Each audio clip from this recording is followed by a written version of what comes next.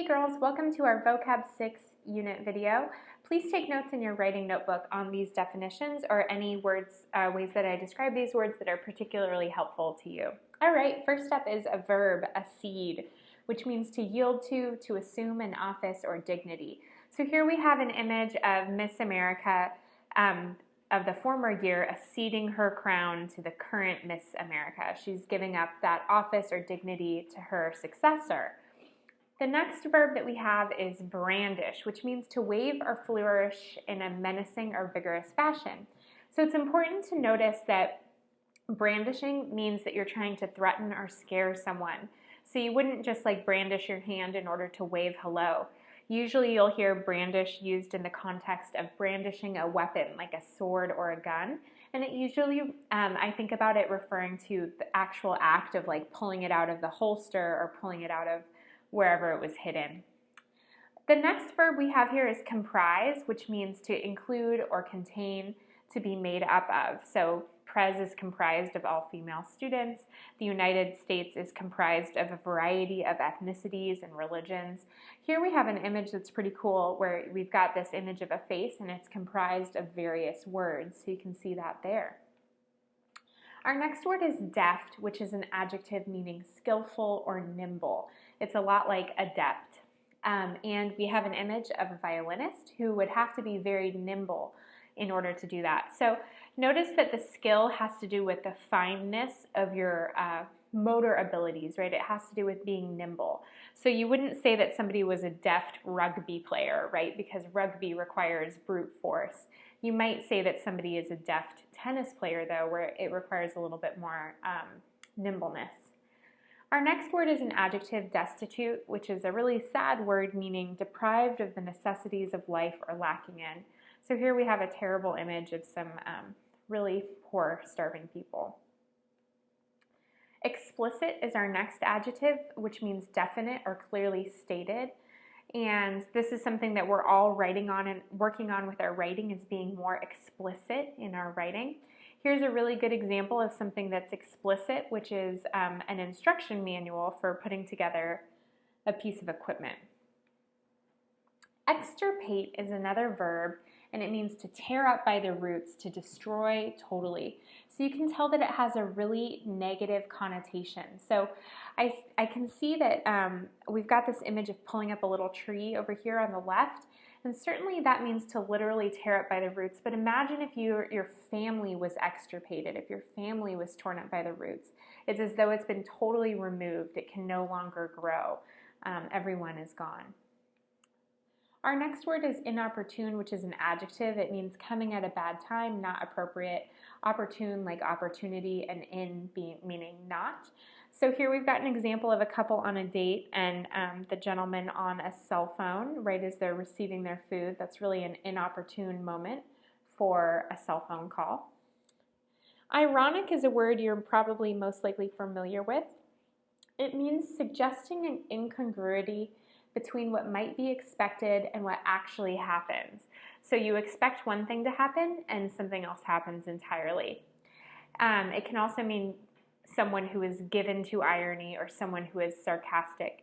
So here's an example of irony for you. We've got some clowns who you would expect to be happy and excited, and they're actually at a funeral carrying a casket.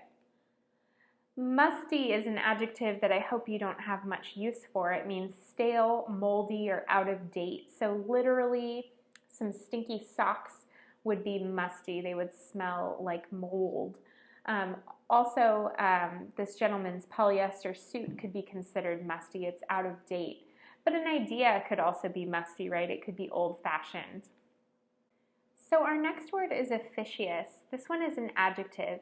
It means meddling or excessively forward in offering services or assuming authority. So we all know that meddling means getting in the middle of other people's business and really saying things that aren't your place to say. But someone who's officious takes it one step further because what they do is take on additional authority. So in this example, you can see two coworkers talking to each other, and the one coworker is constantly telling the other that she's wrong and that she's not doing her job correctly. You can see that that's really inappropriate because they actually are coworkers. They have the same job. It would be more appropriate for the employer or the boss to tell the coworker that she's not doing her job correctly. So the second coworker is really taking on more authority or offering services that are inappropriate for her to offer. Pumblechook is an example of somebody who's officious in Great Expectations. He takes on way more authority, way more onus than he ought to, given his lowly position. Our next word is ominous. It's an adjective meaning unfavorable, threatening, or of a bad omen. And you can see the link between ominous and omen. So this weather is really ominous, right? It suggests that a storm is coming. Our next word is pinnacle, a noun. It means a high peak or point. So literally a pinnacle could be the top of a mountain range, but you could also have a pinnacle of your sophomore year. That would be the most exciting part or the high point of your sophomore year. Premeditated is an adjective that means considered beforehand, deliberately planned. And most often we'll hear that word in relationship to murder. So if a murder is premeditated, it means that it was pre-planned and the murderer receives a harsher sentence than if it was not premeditated, if it was just spur of the moment. Rampant is an adjective meaning growing without check or running wild. Here's an example of some plants that have really run wild. They've grown rampant. Solace is a noun, or solace, meaning comfort, relief, or also as a verb, to comfort or console. So it can either be what you receive, someone gives you solace, or it can be the act of giving solace, actually consoling somebody. Our next word is an adjective, stately, meaning dignified or majestic. Here is an incredibly stately estate, right? It's overwhelmingly majestic. Stately has a little bit to do with stuffiness, right? You wouldn't consider, even if you had a gorgeous house, if it was a beach house, it would most likely not be stately because it would be more informal. Supple is an adjective meaning bending easily, bending with agility, or readily adaptable, or servile. So you can see that that's a lot like the word lithe we had in our previous vocab. Servile, though, has a really negative connotation, whereas the rest of these are mostly positive connotations, because servile means that you're acting in a lowly way, like a servant. Suppress is our next verb, which means to stop by force or to put down. So this woman is putting down or suppressing her desire for dessert. You could also suppress a rebellion or any sort of other uprising. And our final word this week is venal, an adjective that means open to or marked by bribery or corruption.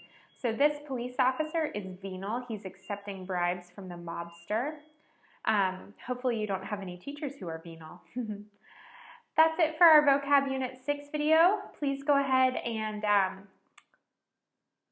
start using those words. Thanks, girls.